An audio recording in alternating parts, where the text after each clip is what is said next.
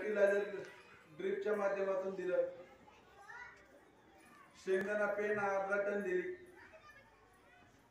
म्हणजे कोल्हापूरच्या मातीतला पैलवान ज्याप्रमाणे पोचला जातो त्याप्रमाणे यांनी जमिनीला अशा प्रकारे खाते दिली.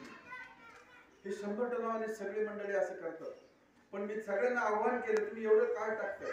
35 टनापर्यंत आपलं टार्गेट पूर्ण होईल. केव्हा? तुम्ही 65 गाडा, ताक गाडा आणि शिफारशीप्रमाणे खतं द्या. तुम्हाला 100 टन उत्पादन मिळालं पाहिजे. जर आता 70-72 टन एवढं जर ते मटेरियल गाडत असतील, आता तुम्ही सांगा 5 वेळा ताक किंवा दह्याच्या गाडला दर वेळेला आपण 20 टन धरूया, 5 वेळेला गाडला मी 100 टन धरू. आज शेणखत घ्यायला गेलं आपण तर किलोच्या भावात जर विचार केला तर 3 रुपये किलोने पडते ते रानात येऊन. आणि 30 टन टाकायचं म्हटलं तर 90,000चं शेणखत होते. आता ही सेंद्रिय खतं बाकीची जी आपण टाकली त्याची सुद्धा किंमत जवळपास 3 रुपयाने पडते. आणि या शेतकऱ्यांनी आता तुम्हाला मी सांगितलं नुसते तागाचे पीक घेऊनच 100 टन आड केले, 65-10 टनाचं कोंबडी खत 4 टन, कारखान्याचं कंपोस्ट 8 टन.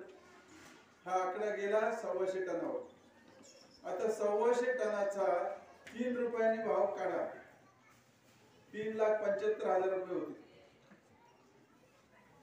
आणि एवढं करून जर तो 150 टन काढत असेल उत्पादन, कारखाना किती देतो? 2,500, 3,000 देऊ शकेल जास्तीत जास्त. मग तुम्ही सांगा 3,10,000 रुपये जर खर्च होत असेल आणि जर उत्पन्न एकराला 200 टन निघायचे अजून, पण 150 टन आपण त्यांनी आतापर्यंत काढला तसा हिशोब धरूया तर साधारणपणे 4-4.5 लाखापर्यंत जाईल. म्हणजे सेंद्रिय खतावर जवळपास 3,20,000 पर्यंत गेला. आणि बाकीची मशागतीचा, बियाण्याचा, औषधाचा, लागवडीचा सगळा खर्च झाला तर 4 लाखाच्या घरात गेला. म्हणजे 50,000साठी यांनी जीव तोडला एवढा. आणि यांचा सत्कार सगळीकडे होते. ज्यांनी 100 टन टाकले, 125 टन टाकले आणि 150 टन काढला. मी काल पण साखर आयुक्तांच्या बरोबर बैठकीत होतो. ते म्हणे आपल्याला 100 टनावाल्यांचा सत्कार सगळ्या महाराष्ट्रभर करायचा. अहो म्हटलं ते घालतात किती ते विचारा. 2-2 वर्ष जर पिकच घेत नसतील. आम्ही सुद्धा पडीक जमिनी पडल्या होत्या, त्या उघडल्यात नुसत्या आणि ऊस लावले तरी आम्हाला 125 टन मिळाले. फक्त ताक काढूनच मिळाले. सांगायचं तात्पर्य असं की आपण 100 टनाचे झेप घेत असताना ताक किंवा दह्याचं एक पीक घ्यावं, 5 अगोदर कुट्टी करून जमिनीत गाडावं, ते गाडल्यानंतर तागाचं दह्याचं पीक घ्यावं. ज्या वेळेला आपल्याला ऊसाची लागवड करायची त्याच्या अगोदर हे 3 महिने अगोदर तागाचं पीक गाडलं पाहिजे. ताग गाडत असताना खोल गाडायची गरज नाही, तो फक्त झाकला गेला पाहिजे, माती आड करायचं. तागाचं पीक साधारण फुलं कुठेतरी डोकायला लागल्यानंतर काढायचं. उशीर जर झाला काढायला, साधारणपणे 15 दिवसाचा जरी उशीर झाला तर त्याच्यामध्ये धागे तयार होतात, तंतुमय पदार्थ तयार होतात. काष्ट तंतू कुजायला वेळ लागतो. आम्ही इंग्रजीमध्ये त्याला लिग्निन म्हणतो. लाकूड तयार होतं पुढे आणि उशीर झाला का मग हे कुजायला थोडासा वेळ लागतो. पण आमच्यातलेच काही शास्त्रज्ञ म्हणतात की जर ताग उशिरा काढला तर कार्बन पण मिळतो, कार्बन वाढतो. असं मला कुठल्याही पुस्तकात संशोधनात आढळून आलं नाही. पण कोल्हापूरचे एक प्राध्यापक आहेत डॉक्टर मराठे साहेब, त्यांनी बरेच वेळा मला सांगितले की सर हा कर्ब जो आहे ताग उशिरा काढल्या वाढतो. तर त्यांना मी सांगितलं गर्भ वाढवण्याचा तुम्ही प्रयत्न केला तर त्याच वेळेला नत्र कमी होतो, पालाश कमी होतो, कॅल्शियम आणि मॅग्नेशियम कमी होतो, लोहाचं प्रमाण कमी होतो. आणि गर्भ वाढवायच्या प्रयत्नात आपण जर गेलो तर तो ताग सुद्धा कुजण्यासाठी वेळ घेतो. म्हणून तागाचं पीक जे आहे साधारणपणे 45 ते 50 दिवसाचं दिसल्यावर झाल्यावर ते जमिनी आड केलं पाहिजे. 2-3 प्रकार आहेत. काही लोक सऱ्या काढतात, सऱ्यांमध्ये ताक टाकतात, सऱ्यांमधून ट्रॅक्टरची दोन्ही चाकं चालवायची आणि जे वरबे ते फोडायचे. वरब्याची सरी आणि सरीचा वरबा करायचा आणि ताक झाकून टाकायचा. डायरेक्ट सरी पाडली. पण ही जी प्रक्रिया आहे ती कुठल्या लोकांना शक्य आहे? ज्याची जमीन हलकी आहे, ज्याची जमीन मध्यम आहे. भारी जमिनीवाल्याला हे शक्य नाही. काही वेळेला युट्यूबला बरेचशा वेळेला दाखवतात की आम्ही सरीमध्ये दह्याचा ताक घेतला आणि मागे ट्रॅक्टर चालवला आणि वरब्याची सरी आणि सरीचा वरबा केल्यानंतर ताक ऑटोमॅटिक झाकून गेला. पण हे हलक्या किंवा मध्यम जमिनीसाठी शक्य आहे, भारी जमिनीसाठी शक्य नाही. पण हे सुद्धा तंत्र हे चांगलं आहे. ऑर्गॅनिक कार्बन वाढवत असताना अजून कुठले टप्पे लोकांनी फॉलो केले? ऊस लावल्यानंतर सुद्धा पुन्हा बगलेला किंवा मधल्या बोंड्यावर त्याच्यावर ताक टाकलेला आहे. पुन्हा बाळवांनी जेवढेला जमिनीत गाडलेला आहे. म्हणजे त्या तागावर इतकं प्रेम करतात लोक. ते प्रेम तुम्ही सुद्धा करावं अशी माझी इच्छा आहे की असं एवढं टाकल्यानंतर जमिनीतला आपला कार्बन वाढणार आहे. बरोबर मग जमिनीतली हवा खेळती राहणार आहे. एवढं मटेरियल जमिनीत गेल्यानंतर जीवाणू वाढणार आहे. 1 ग्रॅम मातीचा नमुना जर तपासला तर त्याच्यामध्ये जवळपास 10 कोटी जीवाणू सापडतात. हे जीवाणू सगळं जे आपलं अन्नद्रव्य आहे जमिनीतलं स्फुरक हा ढेकळाला चिकटून राहतो किंवा मातीला चिकटून राहतो. तो पिकाला उपलब्ध होत नाही. आपण जेवढी खतं देतो त्यातला फक्त 15% स्फुरक उपलब्ध होतो. पण या पद्धतीने हे जीवाणूंची संख्या वाढल्यामुळे जवळपास 40% स्फुरद उपलब्ध होतो. नत्र आणि पालाश सुद्धा उपलब्ध होतो. ऊसाच्या कांड्यांची साईज, ऊसाचं वजन वाढवायचं असेल तर पालाशची गरज आहे. आणि तेवढा मोठा पालाश जवळपास या 25 टनामधून 100 किलो नत्र, 60 किलो पालाश आणि 25 किलो स्फुरक एवढी खतं मिळतात. आणि एवढी खतं जर मिळत असतील आणि मग बाकीचे तर फायदे खूप. आम्ही ज्याला म्हणतो भौतिक सुधारणा होती, रासायनिक सुधारणा होती, जैविक सुधारणा होती. जमिनीमध्ये पाणी मुरण्याचं प्रमाण, पाणी धरून ठेवण्याचं प्रमाण, हवा आणि पाणी यांचा बॅलन्स राखण्याचं प्रमाण, जीवाणूंची संख्या वाढणे, नत्र स्फुरद पालाश याचं प्रमाण वाढणे, हानिकारक क्षार जे आहेत सोडियम याचं प्रमाण कमी होणे, असे अनेक फायदे आहेत. ज्या शेतकऱ्यांच्या जमिनी चोपनयुक्त आहेत, क्षारयुक्त आहेत, या लोकांनी तागाच्या ऐवजी दंच्याचं पीक घेतलं पाहिजे. दंच्याची मुळं खोल असतात. ज्या जमिनी कॉम्पॅक्ट, हार्ड, घट्ट अशा बनलेल्या असतात, कुठलाही नांगर चालून त्याच्यात खोलीपर्यंत आपण जाऊ शकत नाही. त्या खोलीपर्यंत हे दंच्याचं पीक जाते. खालची जमीन ओपन करते. जमीन नांगरणारं पीक म्हणून त्याची नोंद झालेली आहे. अशा या क्षारयुक्त जमिनीसाठी दंच्याचं पीक घेतले. पण दंच्याचं पीक घेताना थोडासा धोका आहे. चुकून जर काढण्याच्या वेळेला पाऊस झाला तर त्याचं कदाचित लाकूड पण होऊन जातं. म्हणून ज्या भागामध्ये पावसाळ्यात पडत नाही त्या लोकांसाठी दंच्या नक्की फायदेशीर आहे. पण तागाचं पीक हे बिनधोक आपल्याला घेता येईल. आता ही दोन्ही पीक आहेत, ताग, दंच्या. याचे उदाहरण घेतो. पाडेगावच्या संशोधन केंद्रामध्ये 2018 साली मी जॉईन झालो. जवळपास 25 एकर क्षेत्र हरळी खाली होते. आता एवढ्या मोठ्या हरळी खाली क्षेत्र, याचा बंदोबस्त कसा करायचा? उभी असलेली पिकं पाहिली मी ते एकदम नाराज झाला. आणि म्हटलं काय या संशोधन केंद्राला काय करणार आता? हे जसे वयस्कर शेतकरी आहेत तसे एका शेतकऱ्यांनी मला बोलवलं, साहेब हे तुमचं काय, तुमचं काम नाही म्हणजे तुम्ही आलात. इथून जाणारी प्रत्येक शेतकऱ्याची सहल जी आहे त्या लोकांच्या जर प्रतिक्रिया ऐकल्या तर कशाला आपण इकडे आलो, आमचे ऊस याच्यापेक्षा लय चांगले, अशा या प्रतिक्रिया त्या समोरच्या शेतकऱ्यांनी मला सांगितल्या. मी म्हटलं बघूया आपण प्रयत्न करू, काय हरकत नाही. पण सांगायचं तात्पर्य असं, आपण व्यवसाय उद्योग जो होता की 100 टनाचं लक्ष्य आणि मग त्या तागाच्या आणि धांच्याच्या माध्यमातून मी पहिले हरळीची रानं पहिले याच्यात ताग धांचे करून टाकणार आणि नैसर्गिकरित्या तणांनी तणाचा काटा काढायचा अशा हेतूने हा ताग धांच्या पेरला. आणि हे पेरत असताना सुद्धा मी ताग धांच्या पहिले शेत नांगरायचं नाही, नांगरतीवर खर्च करायचाच नाही. जिथं ताग धांच्या घ्यायचं तिथं कशा करता शेत नांगरायचं, तिथं सुद्धा खर्च कमी झाला पाहिजे. एखादा रोटावेटर मारा, रान तयार ठेवा, ताग धांच्या टाका, मागे कल्टिवेटरने झाकून टाका. पाऊस पडला तर ते उगवून येईल. पाऊस जर नसेल तर मग मात्र त्या ठिकाणी पाण्याची व्यवस्था करावी लागेल. पण हे पीक असं आहे की पुढे पेरलं तर मागे उगवून येते व त्याला किती दम आहे.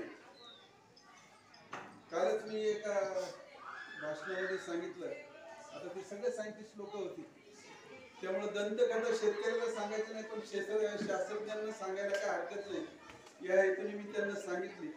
तशी आता ती कथा तुम्हाला पण सांगतो की हे तागाचं पीक शेतकरी पेरत होता आणि दुपारच्या न्याहारीला त्याला उशीर झाला. मालकीन काय 3 वाजेपर्यंत न्याहारी घेऊन आलीच नाही.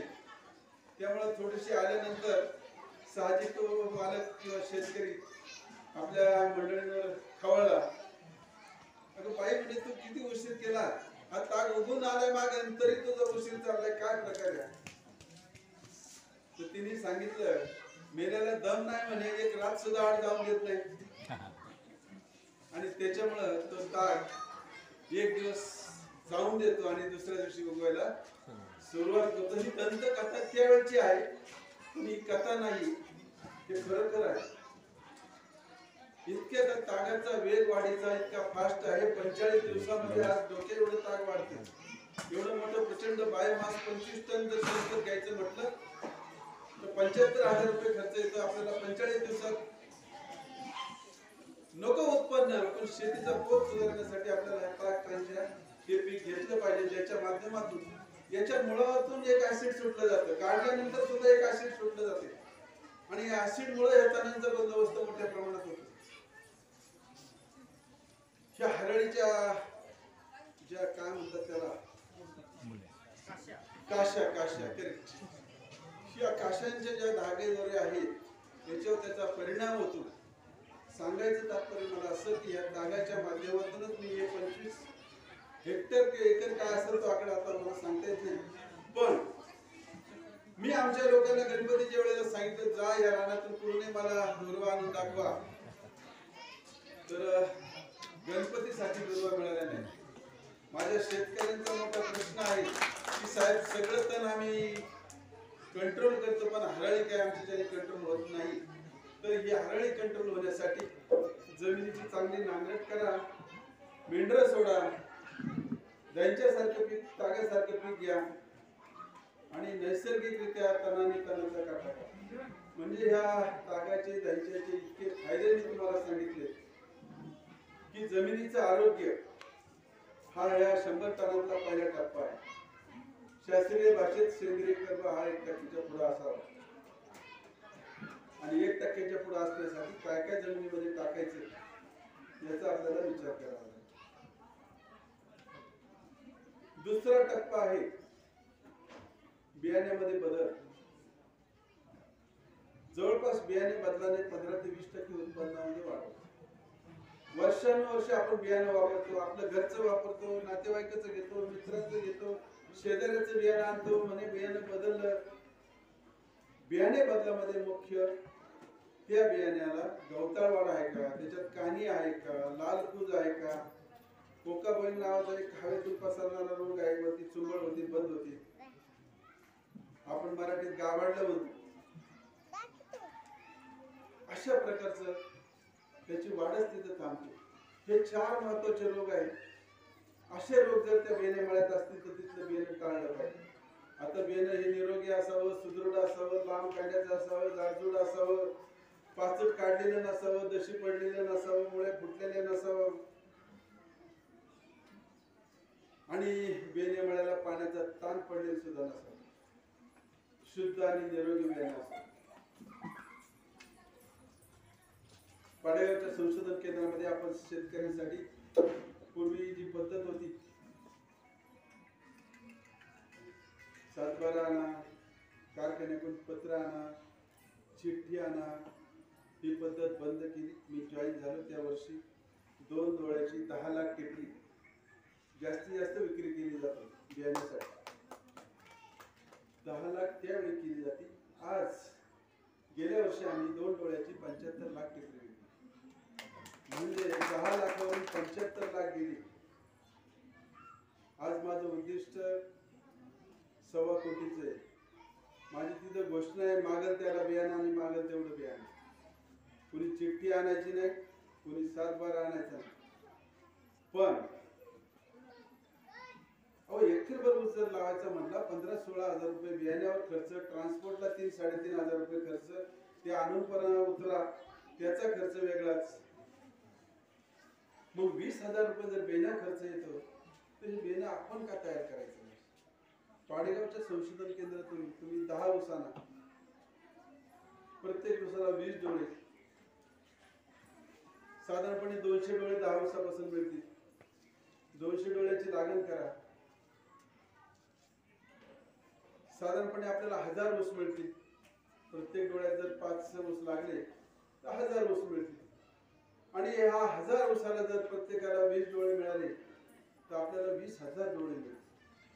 हे 8व्या महिन्यात मिळतील, 9व्या महिन्यात मिळतील, 10व्या महिन्यात मिळतील. आता ऑक्टोबर मध्ये बियाणं घ्यायचं, घरी बियाणेमाळा तयार करायचा आणि अडचणीच्या वेळेला आपलंच बियाणं वापरायचं. पण पाडेगाव मधून अडचणीला का बियाणं मिळत नाही? अडचणीला आम्ही बियाणं देत नाही. ऑक्टोबर पासून तर साधारणपणे फेब्रुवारी पर्यंत 5 महिने बियाणे विक्री करतो. पण सांगायचं तात्पर्य असं की आपल्याला ज्या महिन्यात बियाण्याची ऊसाची लागवड करायची त्याच्या अगोदर 9-10 महिने बियाणेमाळा लागला गेला पाहिजे. म्हणजे आपलं घरच्या घरी चांगलं बियाणं तयार होईल. बियाण्याचे डोस वेगळे आहेत. 5 गुंठ्याचा बियाणेमाळा असेल तर कमीत कमी अर्धा टन शेणखत टाकलं पाहिजे. आणि दुसऱ्या महिन्यापासून 5 किलो 10 किलो 5 किलो 10 किलो 8व्या महिन्यापर्यंत नत्राची शिफारस दिलेली आहे. आणि एक साधारणपणे 1.25 बॅगा स्पुरतच्या आणि 1 बॅग पालाची 5 गुंठ्यासाठी जर वापरली आणि अगदी ऊस तोडेपर्यंत 8व्या महिन्यापर्यंत जर युरिया दिला तर चांगल्या प्रकारचं बियाणं, लुसलुशीत कवळं फुगीर डोळ्याचं रसरशीत असं बियाणं आपल्याला मिळेल. निरोगी सुदृढ बियाणं मिळेल, रोगमुक्त बियाणं मिळेल. अशा प्रकारे बियाणेमाळा तयार करा. 3 ऊसामधून एकरभर लागवड तर नक्की तुम्ही करू शकताय. ऊसाचं बियाणं न्यायला ट्रक जा, ट्रॅक्टर जा, टेम्पो न्या, काहीतरी वाहन न्यावं लागतं. साध्या मोटरसायकलवर 3 ऊस घेऊन जा, नाहीतर 10 ऊस घेऊन जा, आपला बियाणेमाळा तयार. मी तुम्हाला 100 टनाचं उद्दिष्ट सांगत असताना की शेतकऱ्याचा खर्च सुद्धा कमी झाला पाहिजे. 100 टनाकडे जायचंय मला, पण खर्च कमी करून जायचं. 2 प्रकारची मुलं असतात. ज्याचे पालक मुलाला काहीच कमी पडून देत नाही, शिक्षण घेतात. तो पोरगा 90% मार्क मारतो. आणि दुसरा पालक मुलाला आपल्या आहे त्या परिस्थितीशी सामना करून तो मुलगा 90% मार्क मारतो. सांगायचं तात्पर्य असं की आपल्याला कमी खर्चामध्ये सुद्धा 100 टनाकडे जाता आलं पाहिजे. आणि बेणे बदल हा त्यातला एक महत्वाचा टप्पा आहे. हे सगळं करत असताना ऊसाची लागण कांडे पद्धतीने करायची का रोप लागण पद्धतीने करायची? साधारणपणे पूर्व हंगामी आणि सुरू. पूर्व हंगामी म्हणजे 15 ऑक्टोबर ते 30 नोव्हेंबर आणि सुरू म्हणजे 15 डिसेंबर ते 15 फेब्रुवारी. या कालावधीत जे ऊस लागवड केली जाते त्या सुरुवातीला पूर्व हंगामी असतो, नंतर सुरू असतो. पण अडचण हा साधारणपणे 15 जुलै ते 15 ऑगस्ट ह्या आमच्या संशोधनाने शिफारस केलेल्या लागवडीच्या तारखा आहेत. या तारखांची कारखान्यांनी फार मोडतोड करून टाकली. कोण 1 जुलैला लावते, कोण 1 जूनला लावते, कोण 15 जुलैला लावते. कारखान्यांना बजावून सांगितले लवकर जर शेतकऱ्याने ऊस लावला, जुलै ऑगस्ट मध्ये जर सातत्याने पाऊस झाला तर त्यावेळी जमिनीमध्ये असलेला नत्र निचरा होऊन जाईल. ऊसाचा जो कोंब आहे वाढीचा त्याचा फुलामध्ये रूपांतर होईल का तर तिथं नत्र कमी पडला. जुलै ऑगस्ट मध्ये दिवसाचं तापमान आणि रात्रीचं तापमान याच्यात तफावत एकदम कमी होती. दिवसाचं 26 डिग्री आणि रात्रीचं 23 डिग्री फरक किती राहिला 3चा.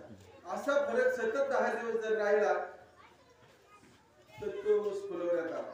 आता सांगा जुलै ऑगस्ट मध्ये जर लागवड केली तर शक्य आहे याला नाही. पण तो 1 जूनला लावतो, कोण 15 मेला लावतो आणि तो ऊस जर असा जुलै ऑगस्ट मध्ये जास्त पावसात जर सापडला आणि त्याला जर फुलोरा आला तर 6 महिन्यात फुलोरा आला, 8 महिन्यात फुलोरा आला. गेल्या वर्षी काही शेतकऱ्यांनी फोन केले आणि त्यांना विचारलं लागवडीच्या तारखा काय होत्या. कोण म्हणला 15 मेला लावला, कोण म्हणलं 1 जूनला लावला. म्हणून लागवड सुद्धा फार महत्वाची आहे आणि कारखान्याने जरी सांगितलं आम्ही घेतो या तारखेचा तरी 1 जुलैच्या आत काय लागवड करू नका. म्हणजे धोका हा आपल्यालाच आहे, धोका हा त्यांना नाही. म्हणजे लागवडीची वेळ सुद्धा तितकीच महत्वाची आहे. आणि ऊसाची लागण करत असताना रोप लागण ही निश्चित फायदेशीर आहे. कांड लावलं, अंदाजे कांड लावलं तर 21% पासून 62% पर्यंत उगवण होती घराच्या लावायची. पण डोळे पाहून लावलं तर साधारणपणे 68% पर्यंत उगवण होती. एक डोळ्याचं टिपून लावलं तर 72% उगवण होती. आणि रोप लागण केली तर जवळपास 95% रोप जातात.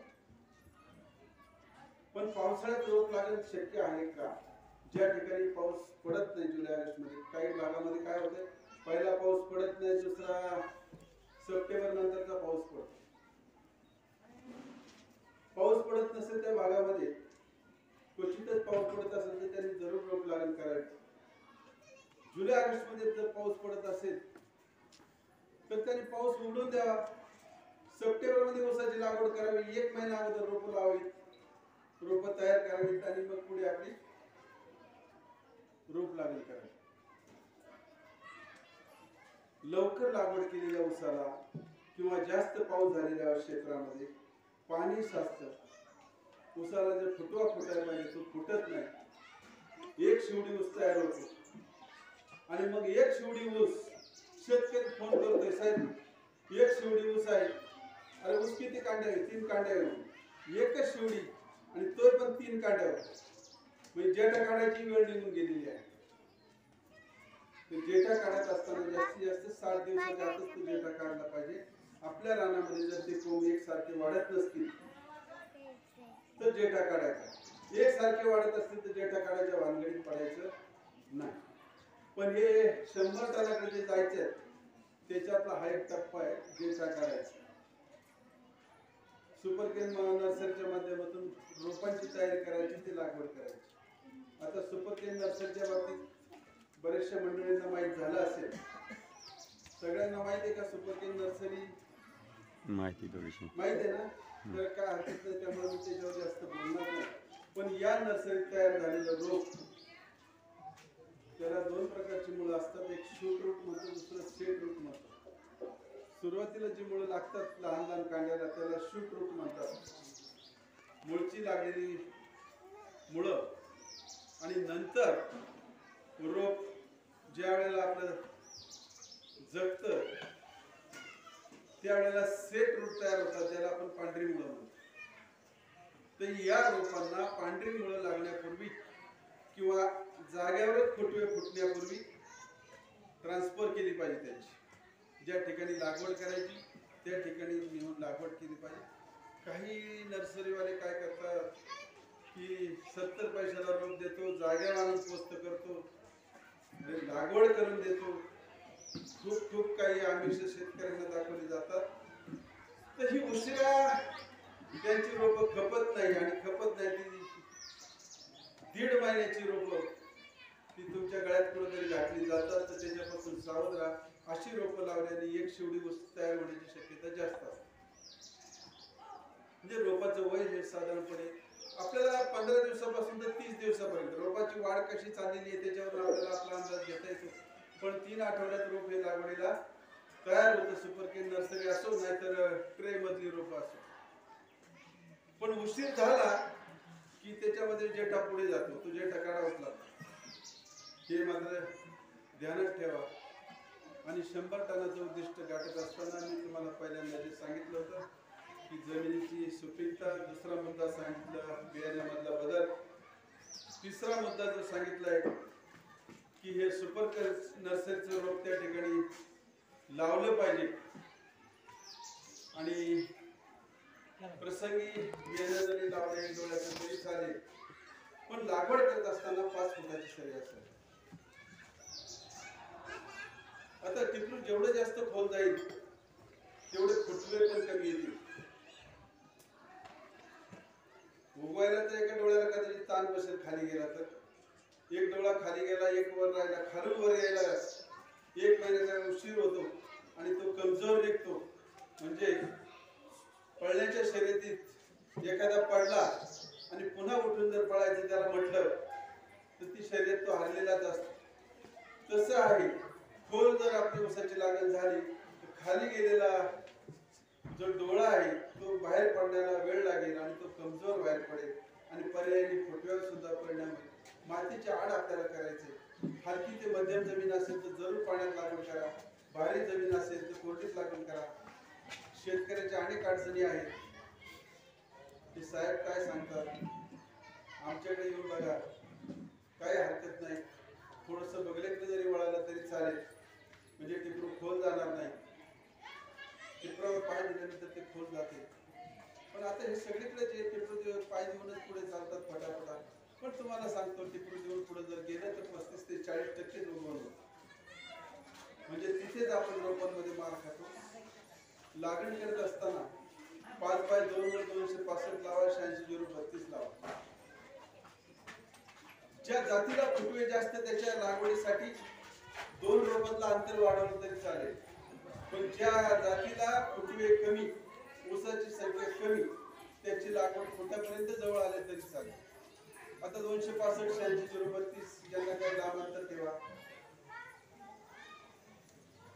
ज्या वेळेला आपण पूर्व हंगामी सुरू लावतो त्यावेळेला मग आमच्या 2-3 जाती ज्या सांगितल्या तुम्हाला 8005 किंवा 9057 किंवा 10001 या ज्या जाती आहेत त्या जवळ लावल्या तरी चालतात. अशा प्रकारे 5x2 वर जर लागवड केली तर साधारणपणे एकराला 4500 रुपये लागतात आणि 5x1.5 वर लागवड केली तर एकराला 6000 रुपये लागतात. हीच लागण 6 फुटावर केली 6x2 वर तर 800 रुपये कमी लागतील. म्हणजे 2 फुटावर लावा नाही तर 1.5 फुटावर लावा. 1.5 फुटावर गेलं तर 1000 रुपये जे आहेत ते कमी लागतील. पण 4.5 फुटाची सरी पाडली तर पुन्हा 800 ते 1000 रुपये ही जास्त लागतात. म्हणजे अशा प्रकारे 100 टनाकडे जात असताना ऊसाच्या 2 सरीमध्ये 5 फूट अंतर असावं. अगदी परवा एक लेख आला होता एका शेतकऱ्यांनी 7 का 8 फूट अंतर ठेवून एकराला 120 टन उत्पादन काढलं. सांगायचं तात्पर्य असं की जेवढा सूर्यप्रकाश ऊसाच्या बुडक्यात जाईल तेवढे फुटवे जास्त निघतील, दमदार निघतील, जोरदार निघतील. त्यामुळे अंतर वाढवलं तर तेवढ्या फुटव्याचं ऊसात रूपांतर झालं पाहिजे. अंतर वाढवलं, खत मात्रा कमी पडली तर ते शक्य नाही. खत मात्रा तेवढीच दिली गेली पाहिजे. आणि हे सगळं ऊसाची शेती करत असताना यांत्रिक पद्धतीने शेती करता आली पाहिजे. म्हणून हा 5 फुटावर आपण जातो. 4 फुटावर करता येईल, 3.5 फुटावर करता येईल, पण पुन्हा खोडवा राखायचा एवढं 65 निघणार आहे. 5 फुटाच्या सरीमध्ये ते मध्ये मावलं पाहिजे आणि त्याकरता मग ही 5 फुटाची सरी असते. मध्ये कुबाटा ट्रॅक्टर असेल किंवा छोटा ट्रॅक्टर असेल त्याच्या साहाय्याने त्याची कुटी करता आली पाहिजे 65ची पुढे, किंवा ऊस लावल्यानंतर मशागती करता आल्या पाहिजेत. अशा प्रकारे हे मला वाटतं तुम्हाला 4था टप्पा मी सांगितलेला आहे की 100 टनाकडे जात असताना ही 5 फुटाची लागवड असावी. आता 5वा टप्पा आहे ठिबक, ड्रिप इरिगेशन आणि ड्रिप इरिगेशनच्या माध्यमातून फर्टिगेशन किंवा खत देणं. या माध्यमातून खतं जर दिली तर खताची वापर क्षमता जी आहे तर डबल वाढते, नेहमीच्या पद्धतीपेक्षा दुप्पट होते. आणि जर एवढी खतं वापरली जात असेल ठिबक मधून तर खतं 25% कमी केली तरी चालतील, काही अडचण नाही. पण 100 टनाकडे जायचं आपल्याला. शिफारशीप्रमाणे त्या ठिकाणी ठिबक मधून सुद्धा खतं ही दिली पाहिजे. खताची वापर क्षमता वाढते, खताची बचत सुद्धा होती, खत मुळाच्या सानिध्यात दिली जातात. त्यामुळं आपण ज्या ठिकाणी जेवायला बसले त्याच ठिकाणी जर ताट मिळालं तर अजिबात आपल्याला त्रास होत नाही. त्या प्रकारे ह्या ड्रीपच्या माध्यमातून जागेवर जर अन्नाचा सगळा पुरवठा झाला, प्रसंगी आपल्याला bio fertilizer, liquid bio fertilizer सुद्धा ड्रीप मधून सोडता येतात. आणि हे करत असताना मग काही संजीवकांच्या सुद्धा फवारण्या सांगितलेल्या आहेत. 45 दिवसाला पहिली फवारणी करून 125 दिवसापर्यंत 20-20 दिवसाच्या अंतराने 5 फवारण्या करा. संजीवक जे आहेत त्याच्यामध्ये ह्युमिक ऍसिड असेल, 1261 असेल, काही GA असेल, IBA असेल, त्याचं कॉम्बिनेशन असेल. पण संजीवकाचा फायदा चांगला आहे. मायक्रोन्यूट्रिएंटचे काही स्प्रे आहेत. पानाची रुंदी वाढते, पानाची संख्या वाढते, त्यामुळे पुरेसा प्रकाश संश्लेषणाची क्रिया पूर्ण होते. साखर आणि ऊसाची जी जाडी आहे, कांड्याची लांबी आहे, हे वाढण्यासाठी या फवारणीचा उपयोग होतो. अशा प्रकारे फर्टिगेशन आणि ड्रीप आपण त्या ठिकाणी वापरलं पाहिजे. आणि हे सगळं करत असताना ह्या 5 टेक्नॉलॉजी झाल्या 100 टनाकडे. आता 6वी टेक्नॉलॉजी असं नाही म्हणणार मी, पण ती आपत्कालीन परिस्थिती आहे 6वी. ते सगळं करूनही हॉस्पिटलला जावं लागले. पैलवानांनी तुम्ही सांगितलं एवढा खुराक द्या, आमचं करा. आता हे तर आपल्या पुढं कोष्टकामध्ये नव्हतं हे हॉस्पिटल. हे कुठून आलं? सांगायचं तात्पर्य असं की उसाला 3 गोष्टींना पुन्हा सामना करावा लागतो. एक म्हणजे तणाचा, दुसरा म्हणजे रोगाचा, तिसरा म्हणजे किडीचा. रोग, कीड आणि तण याच्यापासून हे पीक रोगमुक्त, कीडमुक्त आणि तणमुक्त हे ठेवलं पाहिजे. तणमुक्त ठेवण्यासाठी लागवड झाल्याबरोबर ॲट्रेजिन आहे किंवा मेट्रेबिजिन आहे. ॲट्रेजिन साधारणपणे 40 ते 80 मिली सांगतो आम्ही 10 लिटर पाण्यात. तण जास्त असेल तर 80 मिली मारा, तण कमी असेल तर 40 मिली वापरा. मेट्रिब्युजिन आहे, साधारणपणे 40 मिली मेट्रिब्युजिन 10 लिटर पाण्यात सांगतो. आणि ऊसाची लागवड केल्यानंतर दुसऱ्या तिसऱ्या दिवशी तणनाशक मारलं गेलं पाहिजे. आपण थोडासा उशीर करतो. लग्नाला जाऊन येऊ द्या, जत्रेला जाऊन येऊ द्या, वाढदिवसाला जाऊन येऊ द्या, मित्र निघाल्यात काश्मीरला तिकडे जाऊन येऊ द्या, म्हणजे मी ही उदाहरणं देतो. पण हे सगळं शेतकरी आहे. आपण हे मात्र विसरता कामा नये की माझी शेती मी सोडून निघाले, ही जबाबदारी मागे पुन्हा सोपवली मी. आम्ही ऑफिसमध्ये रजेवर चाललेल्या माणसाला बघतो, निघाला तुझं काम कोण बघणार? त्या अर्जावर सही कर, त्याची सही आण, मी काम बघणार. तसं तुमचा अर्ज कोण घेणार आणि त्याच्यावर कोण सही करणार याचा तुम्ही विचार केला पाहिजे. गाव सोडताना, शेती सोडताना माझ्या मागच्या पिकाचं देखभाल कोण करणार आहे त्याचं काहीतरी कोणावर तरी जबाबदारी सोपून बाहेर पडलं पाहिजे. आणि मग अहो 1 दिवसात जर तांबेरा आला आणि तुम्ही 8 दिवस आले नाही, कोणी कोणी एंट्री झाली व्हायच्यात अख्ख्या गावात तांबेरा पसरला. पाडेगावच्या संशोधन केंद्रामध्ये गेल्या वर्षी जवळपास 100 एकरचा बेनमाळा होता. आणि मी सकाळी उठलं का दररोज 6 वाजता ते सगळी रानं पाहून घेतो पायाने. मला व्यायाम आवश्यक आहे आणि त्याच्यामुळं माझ्या शरीरासाठी मी फिरतो. त्याचा फायदा त्या संशोधन केंद्राला होतो, त्या जमिनीला होतो, त्या पिकाला होतो. शेजारी गावामध्ये कुठेतरी तांबेरा आले तर मला समजलं. मग मी म्हटलं आपला सुद्धा मला पाहायला पाहिजे. आणि एका बदल एका प्लॉटमध्ये मला कुठेतरी ती एंट्री दिसली आणि ती एंट्री दिसल्याबरोबर म्हणलं हे तासभरातच याचा बंदोबस्त करा. आणि त्याचा बंदोबस्त वेळीच केल्यामुळे संपूर्ण क्षेत्र जे आहे त्या तांबेऱ्यापासून वाचलं. अशाच प्रकारचा जो ब्राऊन स्पॉट असतो तांबड्या टिपक्यांचा, म्हणजे हे कीड रोग प्रसंगी लोकरी मारायचे सुद्धा आपल्याला कुठेतरी हे दिसतात पानं, ती त्याच ठिकाणी आसडून घेतली पाहिजे. तोडल्याबरोबर प्लॅस्टिकच्या पिशवीत टाकली पाहिजे, नाहीतर तोडला आणि घेऊन चाललाय सगळीकडे त्याचा प्रसार होईल. तसंच ती काळीची ऊसाची बेट असतात, ती कुदळलेली टिकावली काढायची आणि ती बंद करून लगेच गोणीत भरायची.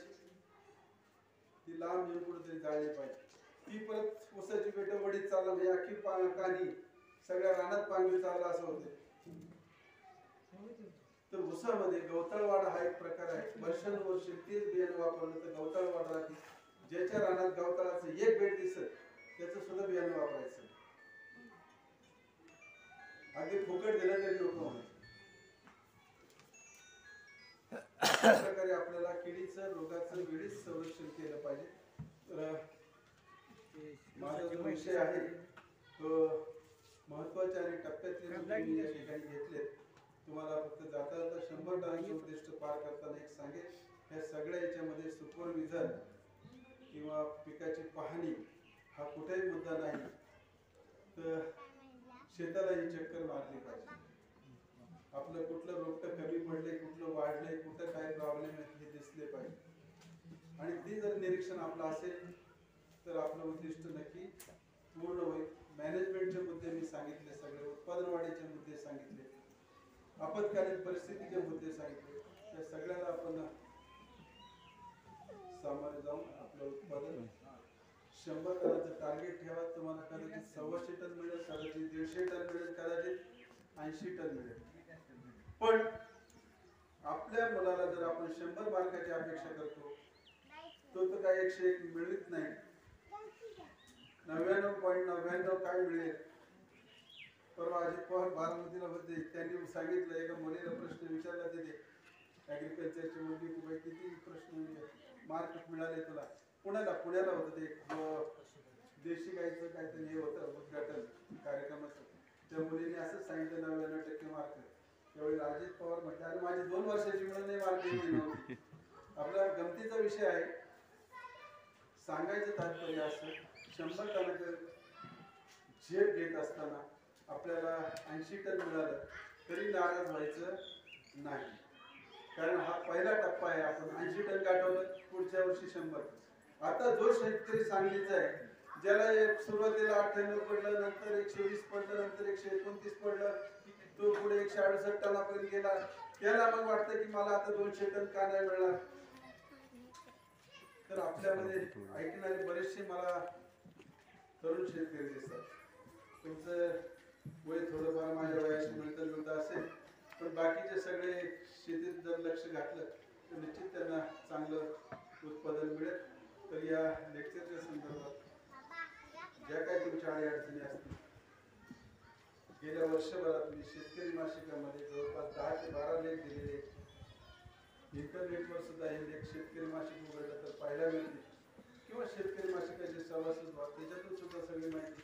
आणि मी हे सगळं करत असताना एक शास्त्रज्ञ म्हणून, एक अनुभव म्हणून दोघांचा मेळ घालून तो लेख लिहिला जातो. शेतकऱ्याला सोप्या भाषेत हे समजलं पाहिजे आणि त्याचं उत्पन्न त्याला अपेक्षित मिळालं पाहिजे. हाच माझ्या या अभ्यासाचा हेतू आहे. आपण जरूर याचा फायदा घ्या. आपल्या ऊसामध्ये अनेक नामवंत तज्ञ लेक्चर देतात. त्याच्यामध्ये संजीव माने आहेत, सुरेश माने पाटील आहेत, सुरेश कबाडे आहेत, अशोक खोत आहे. काही ठिकाणी एकराला 10,000 रुपये घेऊन मार्गदर्शन करणारी सुद्धा मंडळी पुढे आलेली आहे. पण या सगळ्या मंडळींना कुठे ना कुठे अडचण आल्यावर शास्त्रज्ञांची मदत घ्यावी लागते. की असा प्रश्न एका ठिकाणी उपस्थित झालाय, एवढं उत्तर आम्हाला सांगा. त्यांनी प्रश्न एका शेतकऱ्याने त्यांना विचारला की अरे ते स्फुरद खत आहे ते ऊसामध्ये कसं शिरते, बायो फर्टिलायझर. त्याला ते काय उत्तर सांगता येईना. मी म्हटलं आपण ते बायो फर्टिलायझर स्फुरद जे आहे ते बियाण्यासाठी नाही देत, ते मातीमध्ये जे आहे जे स्फुरद, त्या मातीपासून स्फुरद खत बाजूला करण्यासाठी, पिकाला उपलब्ध होण्यासाठी ही जीवाणू मदत करतात. ऍसिडोबॅक्टर हे प्रत्यक्ष मुळामध्ये प्रवेश करते. स्फुरद हे काही मुळामध्ये प्रवेश करत नाही, ते मातीकडे प्रवेश करते. अजून एक प्रश्न असं त्याला विचारला गेला की साहेब आमचे ऊसाची पानच दुमडी होतात आतून, त्याने असा मस्तपैकी व्हिडिओ काढून पाठवला. ते लगेच व्हिडिओ मध्ये दिसतो की कडक ऊन वगैरे राहणार. त्यांना लगेच पाहिल्याबरोबर मी उत्तर दिलं 40 डिग्रीच्या पुढे तापमान गेलं आणि सतत 5 तास असे उष्णतामान राहिलं तर ती पानं आपल्या साईडला दुमडतात. पाना वाटे जे पाणी फेकलं जातं तेवढंच पाणी त्यांनी जमिनीतून घेतलं पाहिजे. आणि ती जर ऍडजस्टमेंट जमत नसेल तर ते निसर्गाशी ऍडजस्टमेंट करतं आणि पानं दुमती करतं आणि त्यामुळे बाहेर पाणी फेकण्याचं प्रमाण हे कमी होतं. त्याला हीट स्ट्रेस म्हणतात इंग्लिशमध्ये. आणि तो स्ट्रेस कमी झाला की ते पाणी परत आपल्या जागेवर येतं. म्हणजे हे असे अनुभव हे शेतकऱ्यांना येतात, ह्या लेक्चर देणाऱ्यांना येतात, पण शास्त्रज्ञ हा याच्यातून सगळ्यातून पार झालेला असतो. ज्या ऊसाच्या वाणांची मुळं खोल गेलेली असतात तो ऊस पडायला थोडासा वेळ घेतो. ज्याची मुळं आडवी पसरलेली असतात ते पटकन पडतो. ज्याच्या जमिनी घट्ट झालेल्या आहेत, कॉम्पॅक्ट झालेल्या आहेत, तो ऊस लवकर पडतो. तिथं जर सब सॉइलर किंवा मोल नांगराने नांगरट केली तर काही मुळं खाली जातील. जवळपास 80% मुळं ही वर्षा 2 फुटात असतात. 20% मुळं ही खाली 1.5 मीटर पर्यंत जातात. आणि वादळ वारं पावसामुळे जर ऊस पडायचा प्रसंग आला किंवा प्रसंगी पाण्याने ताण दिला तर ही 20% मुळं जी आहेत त्या पिकाला वाचू शकतात किंवा पडण्यापासून सुद्धा. जरी ऊस पडला तर पुन्हा नव्या जोमाने तो निम्म्यातून शेंडे वर करून येतोय. त्या 20% मुळे वर येतोय. म्हणून त्या 20% मुळासाठी आपल्याला 3 वर्षातून एकदा सब सॉइलर किंवा मोल नांगराचा वापर केला पाहिजे. 1 मीटरवर तासं टाकली पाहिजे. ती साधारणपणे 1.5 फूट 2 फूट खोलपर्यंत जाते. ती तासं कुठेतरी निचऱ्याला जोडून दिली पाहिजे. आणि मग याच्यामुळे ही आपली जी मुळं आहेत पाणी तर निघून जाईल, पण ही राहिलेली मुळं सुद्धा त्यांच्यासाठी वाट मिळेल चाल करण्यासाठी. आणि त्याच्यामुळे मग हे पिकाचं जे नुकसान होतं पडण्याचं तर ते काही अंशी आपण ते वाचू शकतो. तर शेतकरी मित्र, आपण सगळ्या मंडळींनी बारकाईने लेक्चर ऐकलेलं आहे. कारण हे लेक्चर ऐकत बसलं तर सांगायला खूप सांगत बसतो.